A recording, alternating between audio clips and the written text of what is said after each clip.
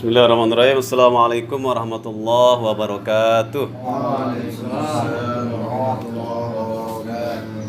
Alhamdulillahi nahmaduhu wa nasta'inuhu wa nastaghfiruh wa na'udzu billahi min syururi anfusina wa min sayyiati a'malina.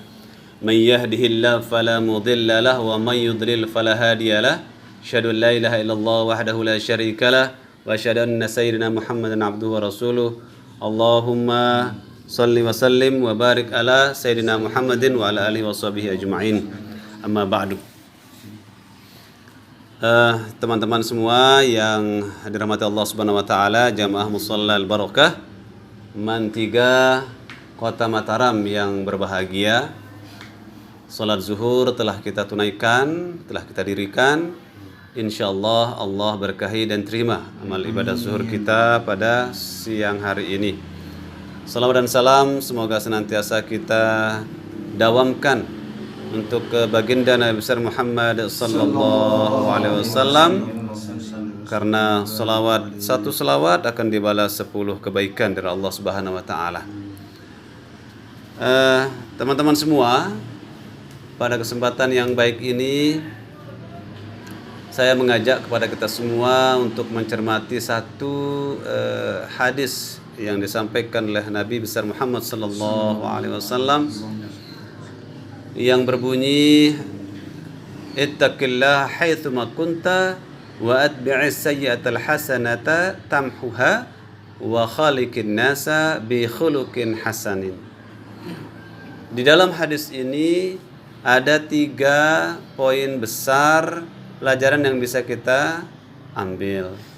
Yang pertama, Rasulullah SAW menekankan kepada kita semua untuk terus mengedepankan ketakwaan kepada Allah Subhanahu wa taala di mana saja kita berada. Ittaqillaha haitsuma kunta. Bertakwalah engkau di mana saja berada. Ketakwaan tentu bukan persoalan dilihat atau tidak dilihat, tetapi ketakwaan ini ada di dalam hati kita masing-masing. Orang-orang yang bertakwa tidak butuh pengakuan dari manusia.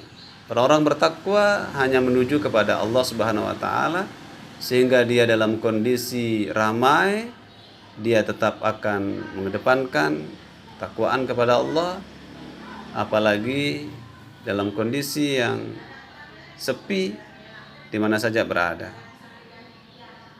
Ujian dari Allah SWT tentu banyak.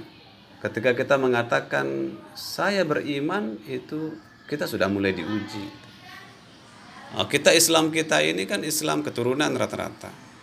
Tidak ada yang mu'alaf. Saya pikir kita menerima Islam ini dari orang tua kita, dari keluarga kita, sehingga apa yang terjadi, kita berislam, menjadi muslim secara alamiah. Maka tidak boleh ketika kita muslim secara alamiah ini lalu kemudian kita akan tenang begitu saja tanpa harus ikut kemudian men-enrich pengetahuan kita tentang Islam, tentang iman, bahkan tentang ketakwaan yang kita jalani hari ini. Maka oleh karenanya Allah berfirman di dalam Al-Quran itu, ahasiban nas an yutraku an yaqulu amanna wa hum la yuftanun. Kata Allah dalam Al-Quran itu, apakah mereka manusia itu mengira ketika dia mengatakan saya beriman lalu mereka tidak diuji? Pasti mereka akan diuji oleh banyak hal, sehingga yang lulus ujian ini adalah orang-orang spesial, orang-orang tertentu. Begitu banyak orang tidak berhasil dalam ujian itu. Mudah-mudahan kita termasuk orang-orang yang berhasil karena ketakwaan kita kepada Allah Subhanahu wa taala. Orang sering kali ketakwaan ini meningkat ketika dia berada dalam situasi yang mendukung.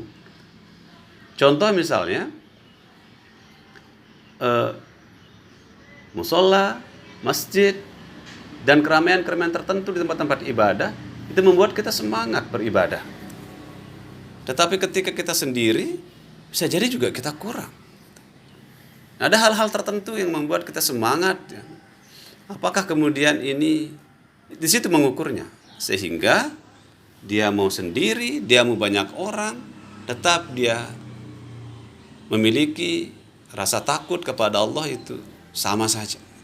Artinya dia mau di tempat ramai maupun di tempat sepi, itu tetap dia menjaga takwanya kepada Allah Subhanahu wa taala. Itu yang dimaksud dengan ittaqillah haitsu ma kunta. Nah, jadi kita bertakwa kepada Allah di mana saja berada. Sedang sendiri di rumah, sedang banyak orang di madrasah, sedang banyak orang di mall, sedang banyak situasi-situasi tertentu. Dan cenderung orang-orang muttaqin adalah orang-orang yang stabil emosi dan jiwanya, sehingga dia tetap mengedepankan apa yang memang menjadi tujuannya. Yang kedua, pelajaran kedua dari hadis itu adalah wa'at bi'is sayyi'atal hasanata tamhuha. Rasulullah SAW mengatakan, ikutilah yang tidak baik itu dengan kebaikan. Begitu banyak hal-hal yang tidak baik di sekitar kita barangkali. Orang-orang juga yang berniat tidak baik cukup banyak.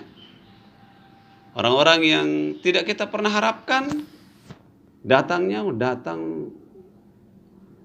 membawa ketidakbaikan. Itu banyak pasti. Tapi itulah ujiannya orang-orang beriman. Apa yang diminta? Jangan sampai apa yang tidak baik ini terus menjadi tidak baik.